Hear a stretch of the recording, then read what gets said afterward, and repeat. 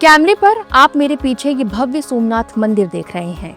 ये सिर्फ पत्थरों से बना मंदिर नहीं है, ये हजारों साल के संघर्ष, बलिदान और सनातन की उस आस्था का प्रतीक है जिसे मिटाने की कोशिश बार बार हुई, लेकिन हर बार ये और मजबूत होकर खड़ा हुआ।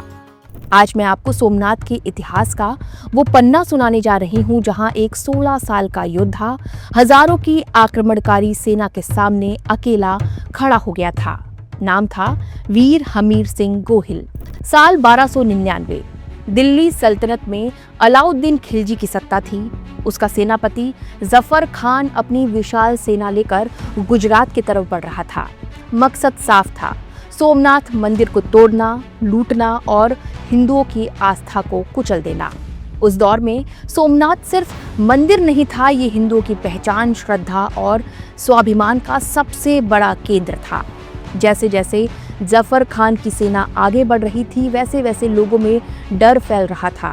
कई राजाओं ने दूरी बना ली, कई योद्धाओं ने हार मान ली, लेकिन तभी सौराष्ट्र की धरती से एक युवा योद्धा आगे आया, हमीर सिंह गोहिल। उम्र सिर्फ 16 साल, लेकिन इरादे पहाड़ जैसे। कहते हैं जब उन्हें पता चला कि सोमनाथ पर हमला होने वाला है तो उन्होंने कहा, चाहे कोई साथ आए या नहीं, मैं सोमनाथ की रक्षा के लिए जरूर आऊंगा। हमीर सिंह बहुत छोटी सेना लेकर निकल पड़े। सामने थी जफर खान की विशाल आक्रमणकारी फौज, लेकिन उस दिन लड़ाई सिर्फ जमीन की नहीं थी, ये लड़ाई आस्था और अस्तित्व की थी। सोमनाथ के प्रांगण में भीषण युद्ध शुरू हुआ। टकराई, घोड़े गरजे और हर हर महादेव के जयकारों से पूरा क्षेत्र गूंज उठा। एक तरफ हजारों सैनिक, दूसरी तरफ मुट्ठी भर योद्धा, लेकिन हमीर सिंह पीछे नहीं हटे। लोक कथाओं में कहा जाता है कि लड़ाई के दौरान जफर खान की सेना ने उन्हें चारों तरफ से घेर लिया था।